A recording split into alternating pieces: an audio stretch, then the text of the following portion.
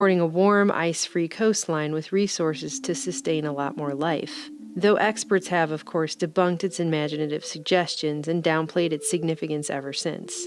Yet while most have general faith in the map-making of modern experts, it may be significant that the actual satellite images of what officials claim is a fully explored continent are actually composited together in a mosaic with a gaping hole in the middle around the South Pole. This is supposedly the truest picture of Antarctica that we're given, courtesy of the NASA Landsat program, which admittedly continually replaces and edits the composite, including when whiteout strikes. So the question that remains is, are we seeing what's really there?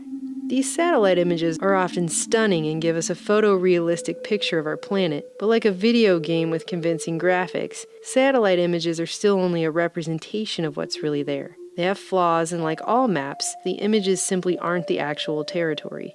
That may seem like a nitpicky point, but it's an important distinction to make, especially when we see large portions of what look like painted over or blurred out areas of the continent where bases are supposed to be located.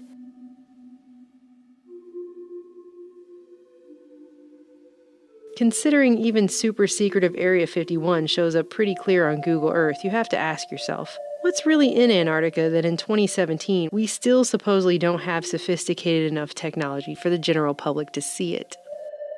Investigations that West Antarctica and East Antarctica are actually two continents separated by an under-ice channel have largely been upheld. The Transantarctic Mountains and the chain of mountains up the Palmer Peninsula connect with the Andes Range, nearly touching South America where they were once connected by a land bridge. The questions began as soon as Antarctica was quote-unquote found. Have they, or will they, unearth something significant from humanity's past?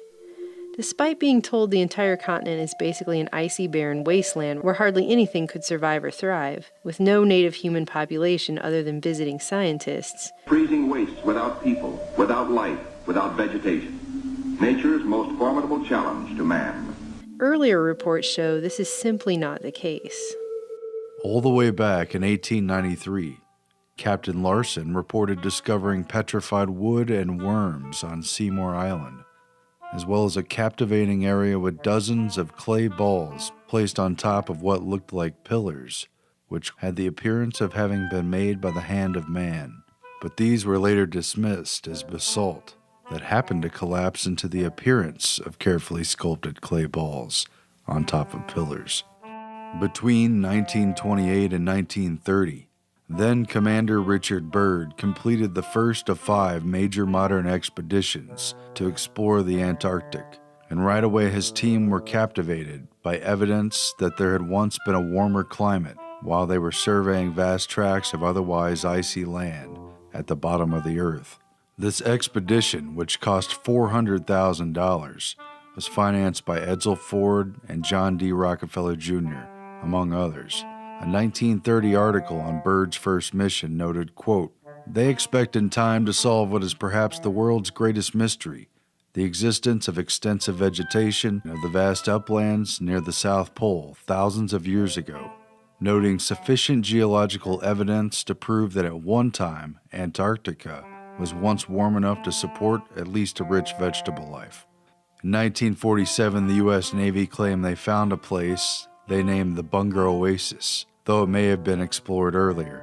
The Soviets established a research station there during their expedition in 1956 at the now-defunct Polish A.B. Dabrowski Polar Station, in a fascinating 200-square-mile iceless area. At the same time, it was noted that the Russians moved so much equipment and supplies into the oasis that Australian and New Zealand diplomats were convinced they may be setting up permanent air and submarine bases there. No wonder that one of the most compelling anomalies spotted on satellite images of Antarctica is only 35 miles from the Soviet base, in what appears to many to be a domed metal lid over some sort of underground entrance. In the meantime, no one has even confirmed or fully debunked the suspicions of conspiracy theorists on what this image even shows. Throughout further wide-scale explorations in the 40s and 50s, scientists on military expeditions reported finding ice-free oases with waterfalls cascading down rocky cliffs into dry valleys containing freshwater lakes on the interior of the continent, mountain ranges reaching thousands of feet above icy wastes, fossilized trees, and even the remains of petrified forests. In 1957, the U.S. military acknowledged finding at least 2 other oasis locations in Antarctica only a few hundred miles from the South Pole, both free of ice and large enough to house entire air bases. But the military wouldn't disclose the locations to prevent other nations from potentially establishing bases there.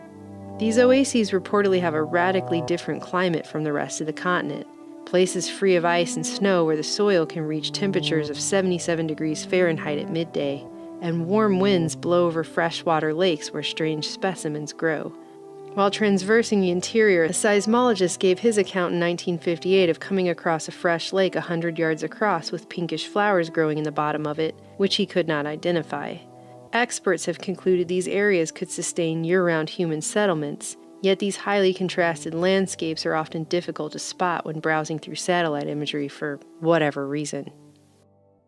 Antarctica's past life as a tropical oasis is further upheld by the discovery of geothermal heated lakes, where almost any form of life could have survived and even continued up until this point, even while the rest of the continent froze over. The Russians at Vostok Station confirmed the discovery of a huge freshwater lake buried nearly 2 miles under the ice cap that they named Lake Vostok.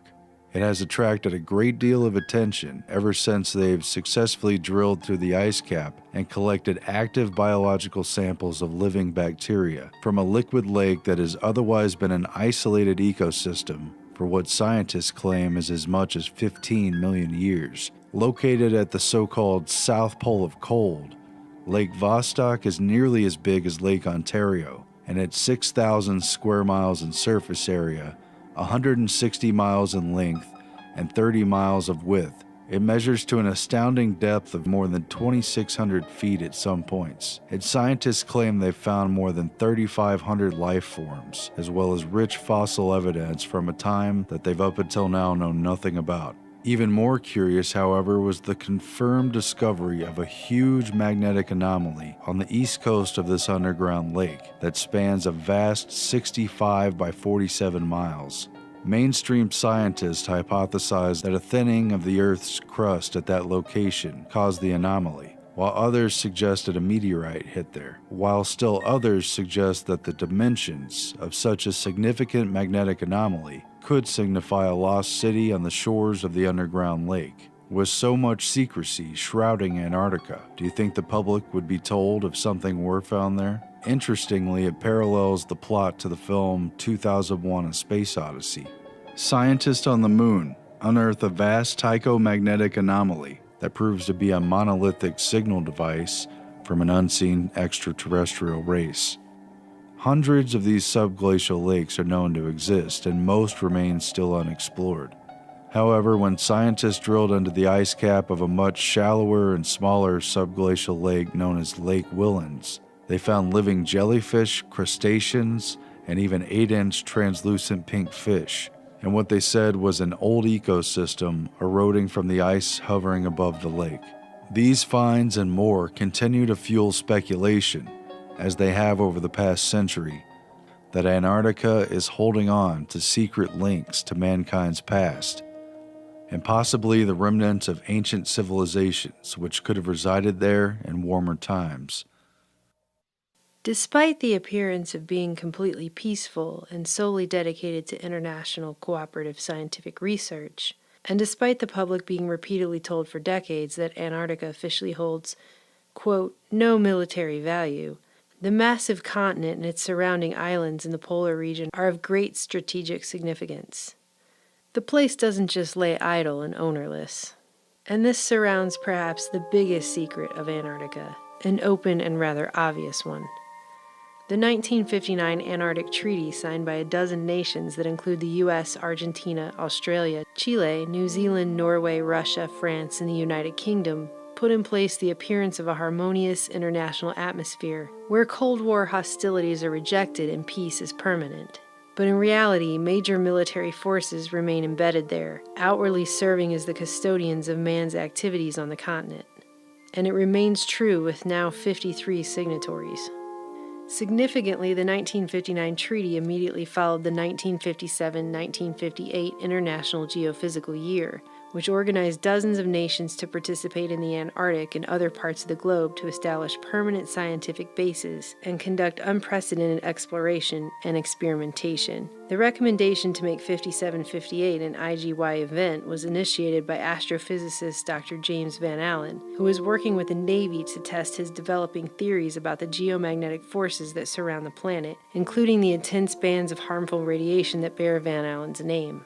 Meteorologist and Navy contractor Harry Wexler was working closely on this research as well, and was appointed chief U.S. scientist for the International Geophysical Year, which created a dual pretext for upper atmosphere tests and weather experiments that served both military and scientific interests, and for creating a permanent military backbone that could provide continuous support for bases, transport, and logistics. The main job that faced the Seabees during the second year at Antarctica was the building of 5 new bases. Each of these stations would supply vital information to the various scientific projects of the IGY program. Science gave the U.S., Russia, and Great Britain's military the justification needed for a permanent mission in the South Pole. Operation Deep Freeze was commenced by the U.S. in 1955, 2 years before the International Geophysical Year, sending thousands of Naval and Air Force troops, as well as militarized construction units from the Navy Seabees, to carve out permanent bases to support the scientific effort. In less than 1 month, pilots of EX-6 mapped and photographed over 1 million square miles of territory. Operation Deep Freeze created a never-ending permanent mission for the military amid a climate of international cooperation. The opportunity for cover and secrecy was astounding. In proposing the bases, members of the U.S. National Security Council forced an improbable merger between their national military goals and the International Geophysical Year program, silencing early opposition from the scientific community via the recognition that a military-backed mission, channeled through the National Science Foundation, would bring nearly unlimited funds for the projects they had championed, albeit at the cost of quietly acknowledging that parallel military activities were taking place largely in secret. The activities of Operation Deep Freeze 1, the Glacier, with Admiral Dufek aboard, made a notable cruise around the Antarctic continent. The purpose of this voyage was to locate suitable sites for more IGY stations to be established in later operations. The Glacier's cruise around the continent brought Deep Freeze 1 to a successful conclusion. Under the treaty, territorial claims are not addressed, though new claims are prohibited. With the status quo on ice, the U.S., British, and Russian installations remain like Antarctica's other secrets, frozen from political interference. But this form of peace can be deceiving and belie anything lurking just beneath the surface. With the treaty not taking effect until 1961, Operation Deep Freeze was a huge preemptive military mobilization effort to establish a permanent foothold on the continent. The only real question is, how far did they get?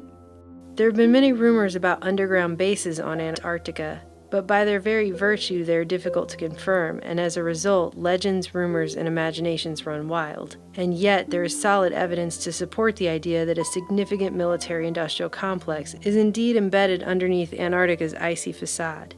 Most of the early expeditions to Antarctica in the later 1800s and early 1900s were largely concerned with establishing claims and merely surviving the harsh environment. With improved technology, flight became viable, as did ice-breaking ships and specialized vehicles for ice-capped terrain. In the 1920s, U.S. Navy Admiral Richard E. Byrd achieved fame as the first person to fly over both the North and South Poles, though not without controversy.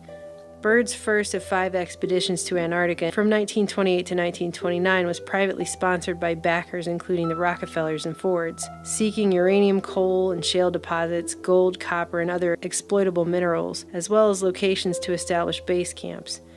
Byrd established Little America, among other camps, which was later plunged into the sea by the shifting ice. Byrd's second 1934 to 1935 expedition focused more on weather. Publicly, the expedition was mostly known for Byrd's dramatic wintering in alone at a meteorological station where he nearly died of carbon monoxide poisoning from a poorly vented stove, yet he lived to publish a best-selling account of it. Behind the drama, it was a major effort to study the relationship between seismic activity, geomagnetic forces, atmosphere, and weather. James Van Allen, who discovered the Van Allen radiation belts that bear his name, took part in Byrd's second expedition as assistant to the chief scientist, and later became a driving force in Antarctic weather experimentation, while Byrd helped the U.S. secure its claims there. Hitler's right-hand man, Hermann Goering, personally signed off on Germany's third expedition to Antarctica, and its first since before World War I. This became the infamous New Schwabenland Nazi expedition, launched in 1938 and completed officially in 1939, just before initiating war with Poland. It was to be a secret reconnaissance expedition, with only 33 members plus the ship's crew. Following a German whaling expedition in 1937-38, it aimed ostensibly at increasing the production of fat for the coming war effort. However, the real mission was clearly to establish permanent bases for Nazi raids and other naval activities. The Nazis staked out claims and dropped flags from planes over a large 231,000 square kilometer area, taking some 16,000 aerial color photos, along with prospector data to support legal claims based on the right of exploration, utterly disregarding previous claims by Norway over Queen Maud Land. Finding out about the secret mission through their German diplomat, Norway quickly attempted to annex the territory by decree 3 days before the Nazi expedition even reached Antarctica. But it didn't deter Germany, who issued a decree in August 1939 after the mission, establishing a German Antarctic sector, officially called New Schwabenland. Less than a year later, in 1940, Germany had invaded and occupied both Norway and Queen Maud Land. Even mainstream historians admit officially that there is evidence of at least minor Nazi coastal bases in Antarctica, ones that were large enough to dock German battleships during the war. But there's no clear record of activities beyond that. Unofficially, rumors allege that several Nazi U-boats that disappeared from the records had carried top officials including Hitler to the South Pole after the war, and that a more extensive and permanent base existed. If this holds any truth, one possible location for a substantial fortress would have been the 200-square-mile ice-free Schermacher Oasis, which the Nazis had first identified from the air, and which supported numerous international stations after the war. Either way, after their 1938-39 New Schwabenland expedition commenced, Admiral Byrd was sent to Antarctica from 39 to 40, on a U.S. government-sponsored mission to establish permanent bases, further exploration, and most assuredly to spy on Nazi efforts there. In turn, news of Nazi bases drove support for building more American bases there. Though modern scholars have tried to downplay the existence of Nazi bases, news reports of the time captured the concern, as this article highlights that, quote, the capture of a secret Nazi hideout proves valuable naval bases can be built in ice fields. It also stated, quote, there, hidden away in some undisclosed quarter of the Antarctic quadrant, a British naval patrol recently found a Nazi naval base.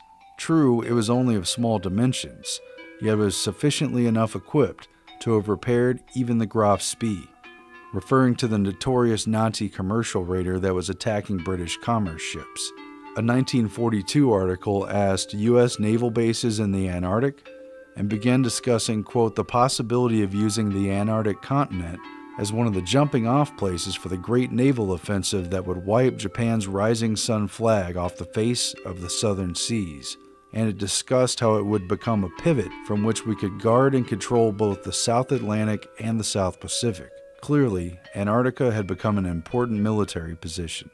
Admiral Byrd also made this point at the time of his 1940 expedition, saying, as we all know, the Panama Canal may be under attack someday. It may even be destroyed by a hostile power. The Navy has to think of such a possible eventuality. That is why Antarctica looms in strategic value.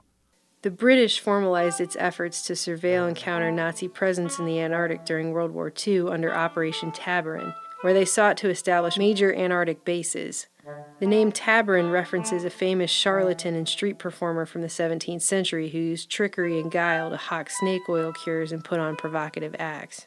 The mission sought to utilize any pretext to occupy key Antarctic islands and counter illegitimate Nazi claims in Queen Maud Land.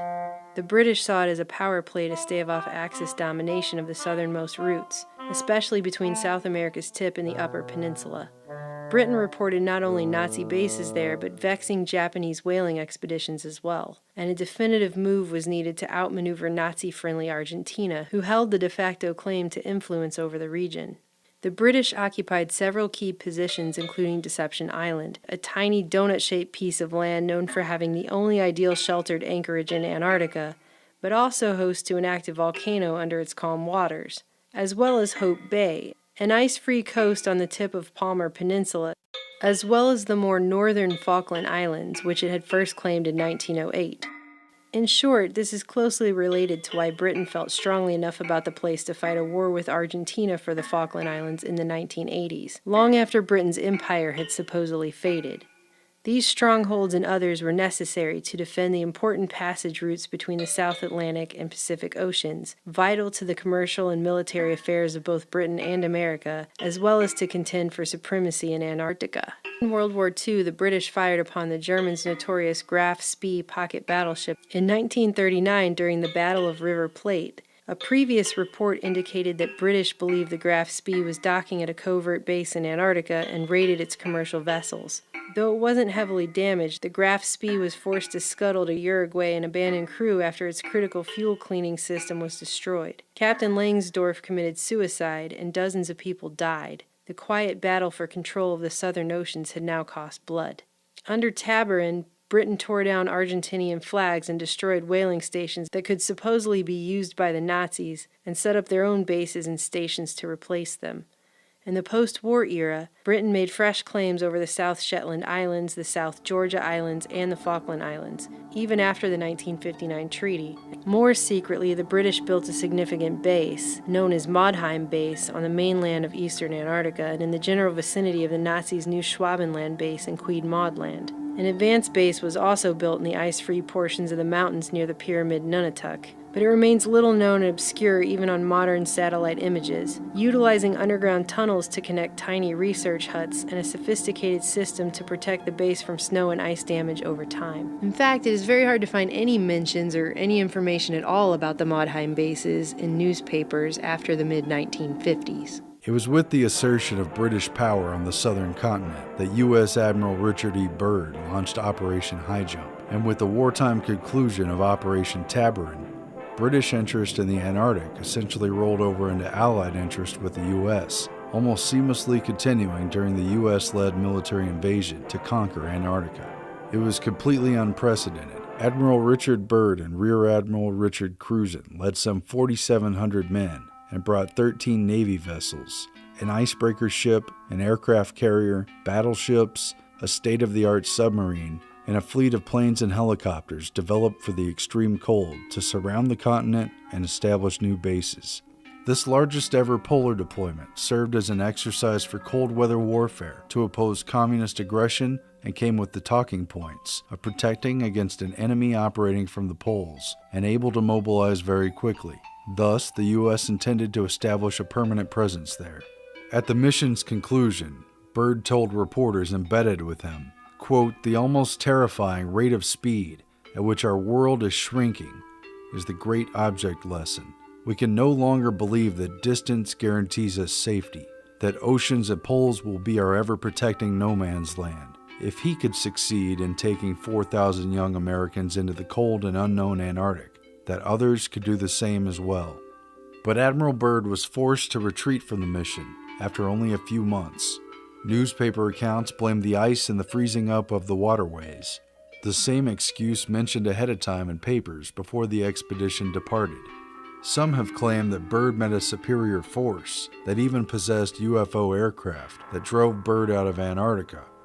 But this account is largely substantiated by a quote which attributed Admiral Byrd as saying, in case of a new war, the continental U.S. would be attacked by flying objects, which could fly pole to pole at incredible speeds.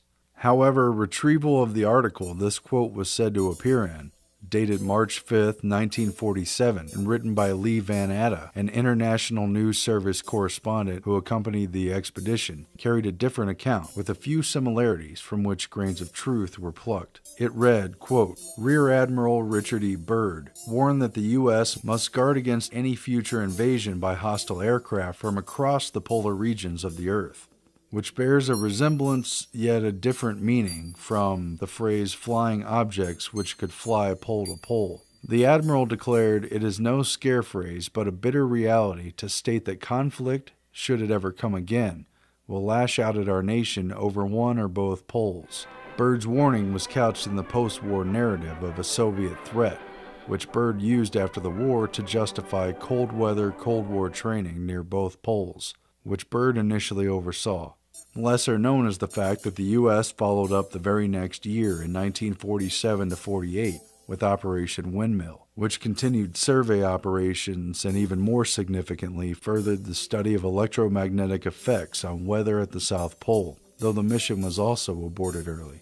The U.S. hesitated and backed off from a planned Operation High Jump 2 due to international pressure and suspicion about the militarization of the South Pole. Instead, it opted for the peaceful approach of Operation Deep Freeze that began a few years later in 1955, just ahead of the international treaty. It should be noted, just after World War II, the first nuclear war, that it was mentioned multiple times in the papers that not only was Antarctica a probable source of coal. We've found enough of coal within 180 miles of the South Pole in a great ridge of mountains. It's not covered with snow, enough to supply the whole world for quite a while. But also of vast stores of uranium, which multiple countries, including Britain, were down there in search of. Where that coal is gets 100 below zero in the winter. Well, It was once tropical. So we think there's oil there, and there's evidence, probably uranium there.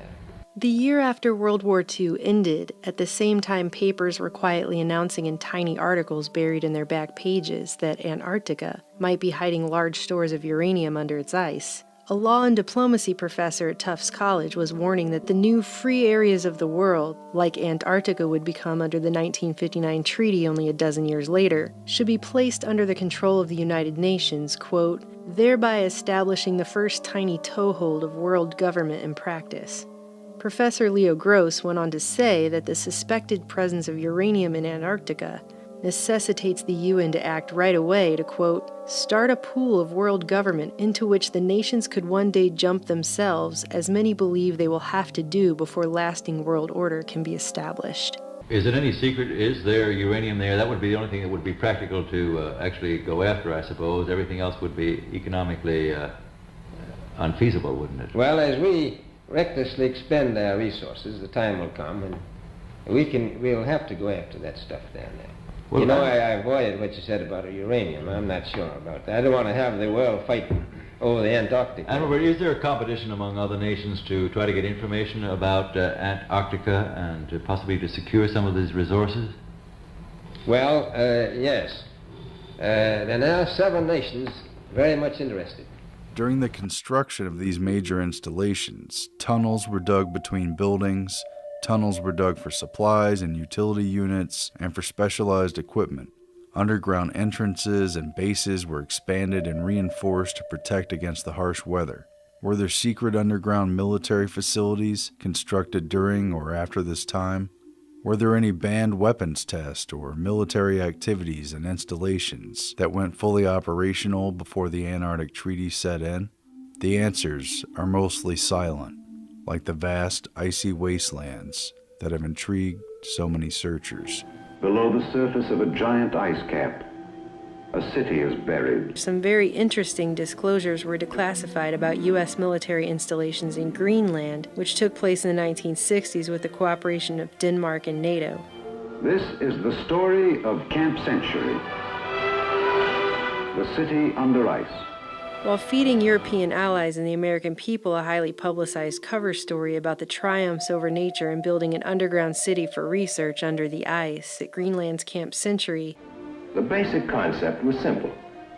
A system of 23 trenches would be dug into the ice cap and then covered with steel arches and snow. Branching off the main communication trench would be a series of lateral trenches housing complete research, laboratory and test facilities, modern living quarters and recreation areas, and a complex of support facilities. The Pentagon kept its real activities a secret. Only later did the truth about top-secret Project Iceworm surface. The Pentagon was attempting to put in place mobile nuclear launching sites that would utilize thousands of miles of tunnels to station ICBMs from theoretically random positions, all without Denmark's knowledge or consent. Later, an escape hatch would be placed at the end of a small wooden form for an emergency exit. Were similar installations attempted in Antarctica? Like Greenland's Camp Century, Antarctica's McMurdo and Byrd stations also featured a nuclear reactor, as well as under-ice tunnels. 16 of these escape hatches were strategically located throughout the various tunnels.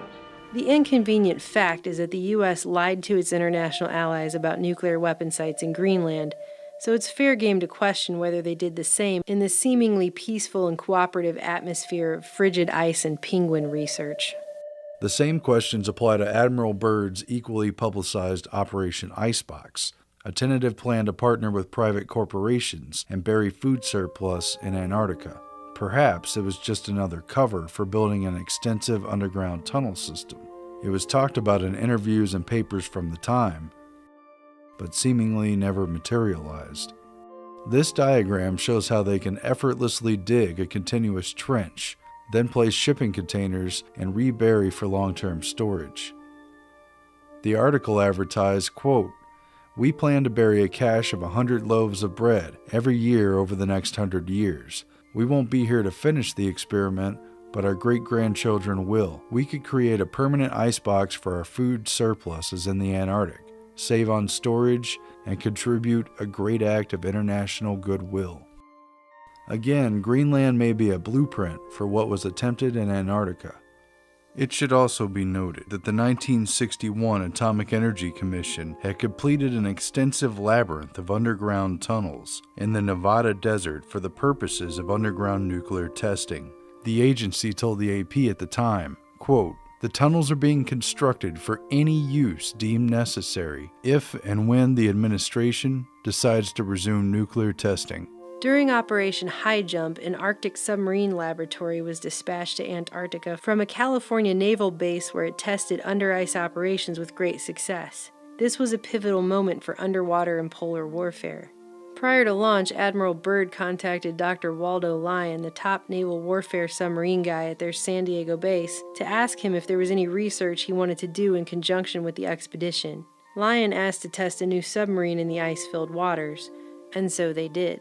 This Antarctic deployment was the first major field trial for subarctic submarine conditions, with success leading to new capabilities such as breaking through ice to surface and launching a nuclear warhead from underwater in range of Cold War targets anywhere on the map. Moreover, thousands of men were deployed to DEW-line distant early warning stations in North Canada and Greenland, and to submarines and aircraft patrolling the Bering Sea and northern Arctic waters under training originally supervised by Admiral Byrd.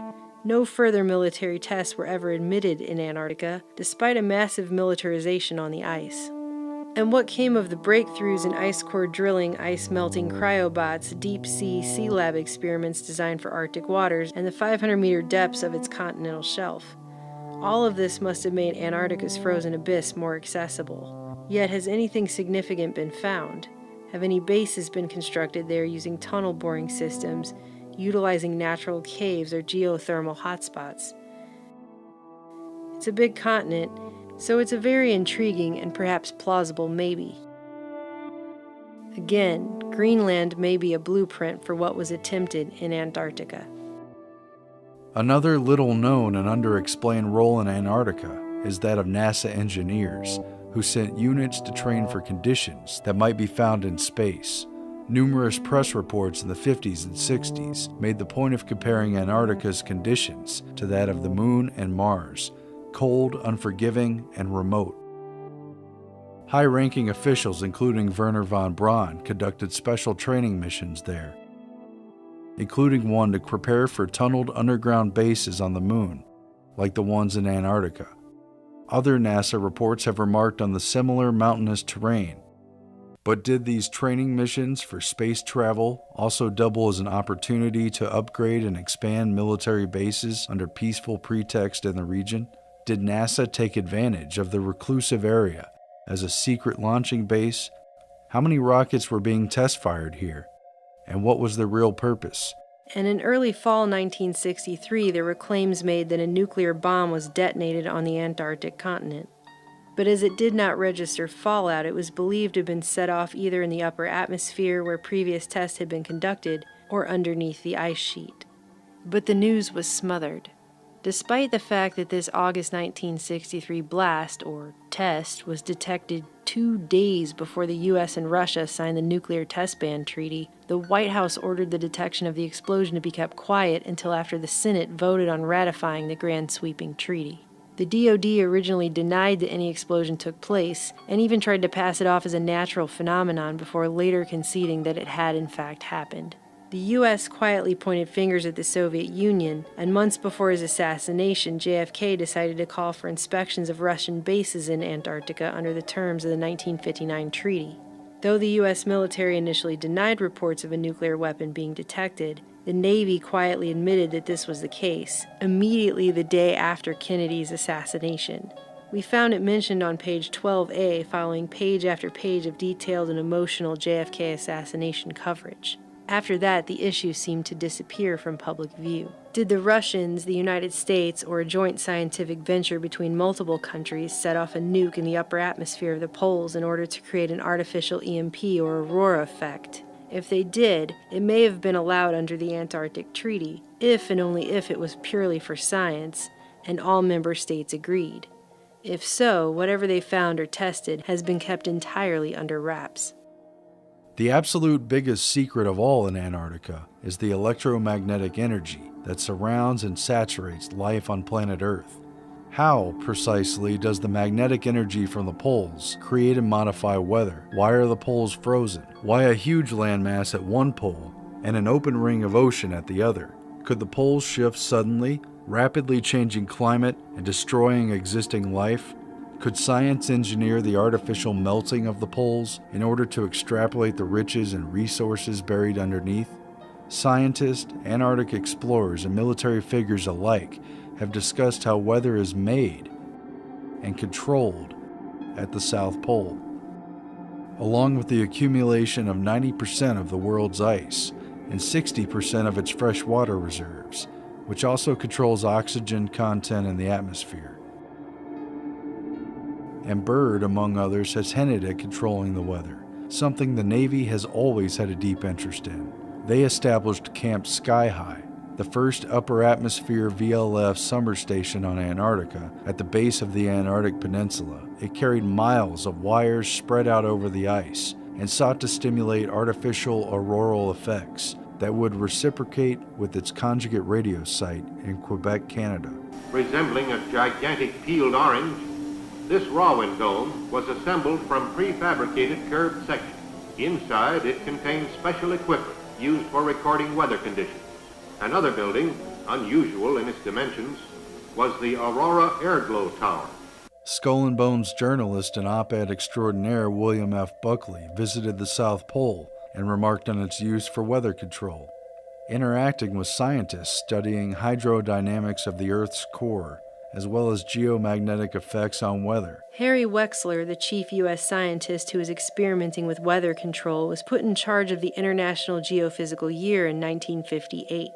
This was the same year that Harry Wexler saw his plans for bombarding the ionosphere with nuclear weapons undergo live tests in the Navy's 1958 Operation Argus, creating an artificial aurora burst hundreds of miles away at magnetic correlates from the firing positions. The Earth itself is a magnet. It acts as a dipole surrounded by a field of magnetic force. We see that the magnetic field extends a great distance from the Earth. Any one of these field lines can be thought of as lying in a shell. Advances in understanding the electromagnetic shield that protects the planet lent themselves to military attempts to manipulate the weather. The Navy confirmed that it could black out satellite and radio communications with high-altitude explosions, eventually creating an EMP. What were their plans at the South Pole? Wexler was deep into this weather manipulation stuff, and leading the 1957 to 58 International Geophysical Year as chief U.S. scientist is very telling of the research objects of Antarctica. In his papers, Wexler had detailed specific designs for planetary scale manipulation of the Earth's climate using short and long-term radiation and inducing artificial worldwide climate change. Another of his plans was to set off enough hydrogen bombs in the Arctic Circle to melt the ice and increase the world's temperature. Or conversely, Wexler proposed launching a fine powder into equatorial orbit to reduce the Earth's temperature with permanent Saturn-like rings.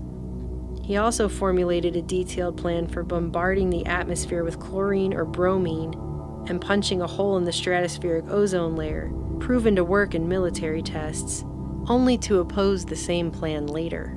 Wexler was on a working vacation at the elite Woods Hole Oceanographic Institute with which he was affiliated when he died unexpectedly of a heart attack in 1962 at the young age of 51. Just months earlier, he gave a final speech to Woods Hole titled On the Possibilities of Climate Control, explaining the mechanisms not just to seed a few clouds, but to permanently control the Earth's climate. The terms of the 1959 Antarctic Treaty, barring military activities and preserving the world south of the 60° south latitude line for science, does not apply to U.S. Navy operations on the open seas. If any kind of atmospheric heater, HARP device, or SBX-1 radar device, or even a nuclear submarine is used to manipulate or alter weather offshore, there's no jurisdiction over its activities there outside of military doctrine and secret government control. And then there's the totality of it all. Support for international scientific research trumps all other considerations in Antarctica. Or perhaps it has provided the ultimate cover for maintaining a massive, permanent, off-limits continent that is 1.5 times the size of the U.S., and within which they can run black projects away from the prying eyes of almost everyone else on the planet. Between the big push with Operation High Jump in 1946, where at least 190 Americans were left behind to continue operations, on through the next 15 years when the U.S. Navy and Air Force became the de facto custodians of the southern continent, the military took responsibility for at least 5 American permanent research stations with underground facilities, multiple atomic reactors, living quarters, and supply and transport for thousands of scientists around the continent.